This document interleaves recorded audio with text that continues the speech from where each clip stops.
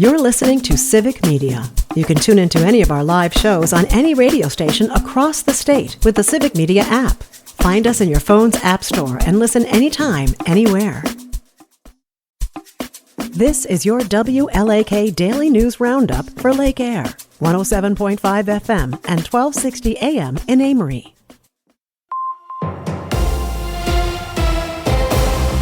For WLAK News, I'm James Kelly.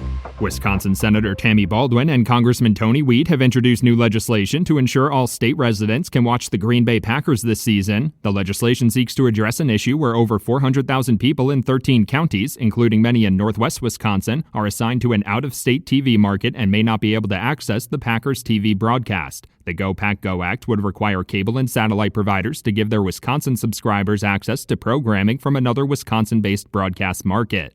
Spooner Health and Tamarack Health have announced a new collaborative effort to expand primary care access. The organizations are expanding their partnership to allow Tamarack Health physicians to provide primary care services on the Spooner Health campus, as well as the creation of an OB outreach program to combine prenatal and postpartum care in Spooner with delivery services at Tamarack Health Hayward Medical Center. Inadequate access to primary care was a common complaint shared in the 2025 Washburn County Community Health Needs Assessment Survey.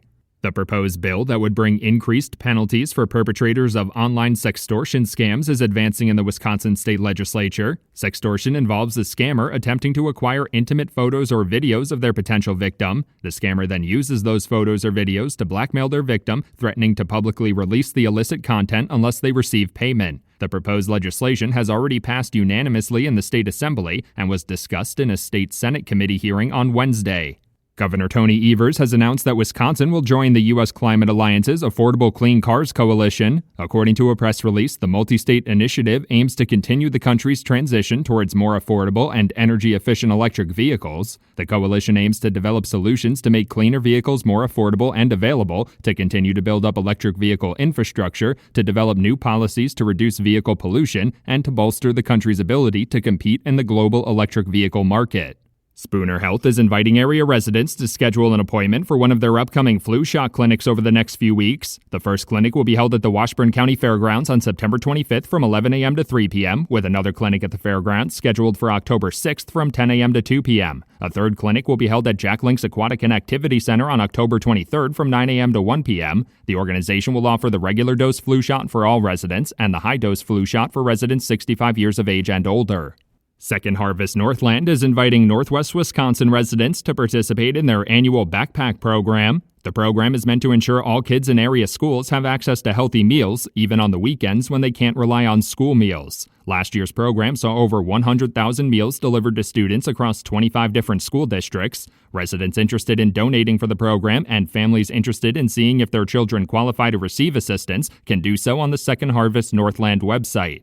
A recent report from the Department of Veterans Affairs Office found that all three of Wisconsin's Veteran Affairs hospitals are struggling with worker shortages. The issue is not exclusive to Wisconsin, with the report finding workforce shortages at nearly every VA facility across the country. The report also noted that the Toma VA Medical Center in western Wisconsin is in need of several doctors in addition to its nursing shortage. Despite the shortages, the Department of Veteran Affairs is planning to cut nearly 30,000 jobs at the end of the month.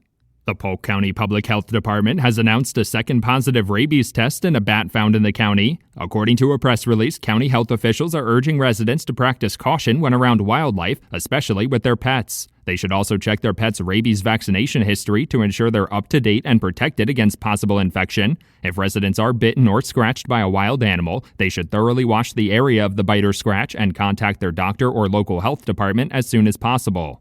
A federal judge has ruled that Wisconsin must give back pay to disabled workers who were denied unemployment payments because they received disability payments through Social Security. The court order requires the Wisconsin Department of Workforce Development to create a process for residents who were denied unemployment benefits between September of 2015 and this past July to receive the payments. The judge ruled the state law that was used to prevent those residents from collecting unemployment benefits intentionally discriminated against them.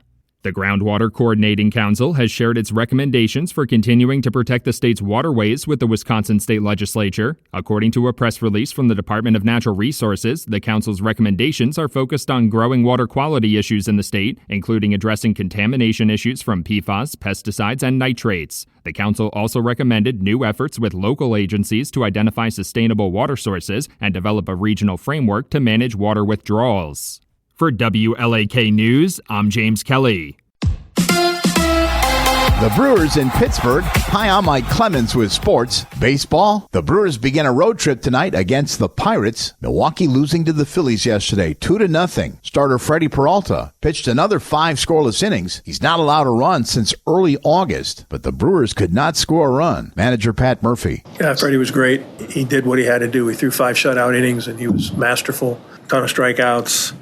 Gave up 2 hits against a really good lineup, gave us a chance to win. NFL, the Packers holding practice today, getting ready for Sunday's season opener against the Lions. College football, the Badgers host Middle Tennessee State tomorrow afternoon at 3. Backup Danny O'Neal will get his first start at quarterback. Sometimes the enemy of being great is really good, and I think that that's where I think he needs to take some of those next steps, that he is a ball player. He's got a confidence level that's legitimate. That's the Badgers head coach Luke Fickell. With sports, I'm Mike Clemens.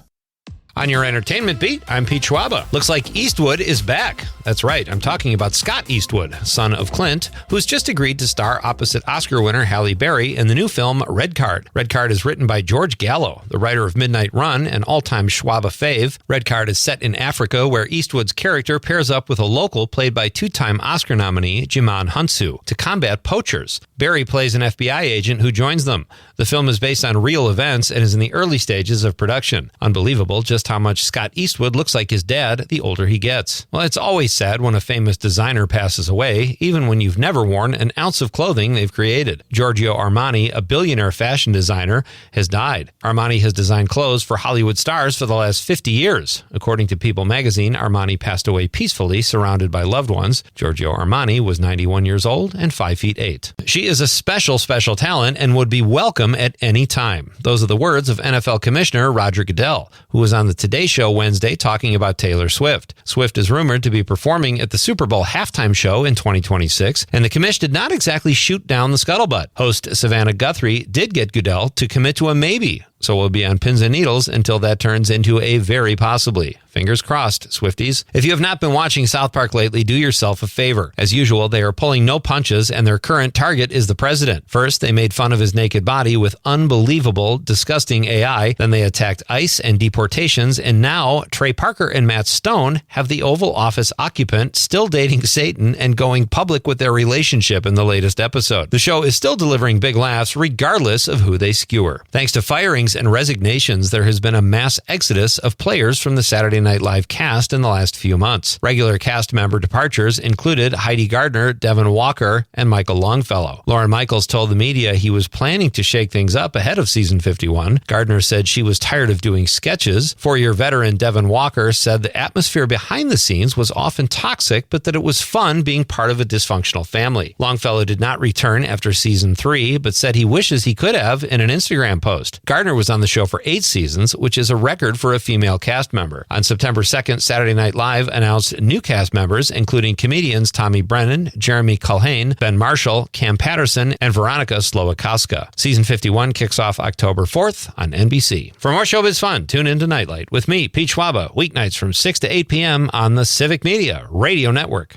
It is going to be mostly cloudy today and very windy with a high in the upper 50s to near 60 this afternoon. Tonight, mostly cloudy. We're going to drop into the low to mid 40s for a low. Tomorrow, mostly sunny and not as windy with a high right around 63.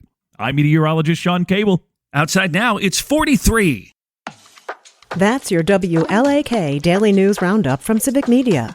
Subscribe to this podcast on Spotify, Apple, or wherever you find your podcasts. Find more news at lakeair.radio. The national news cycle never stops, but it can be hard to find news about your local community. Civic Media is dedicated to providing quality local and state news coverage across Wisconsin. With the Civic Media app, you can get notifications about local stories that matter to you and your community. Find the free Civic Media app in your phone's app store and choose notifications from the menu to tell us what kind of news you want to hear about.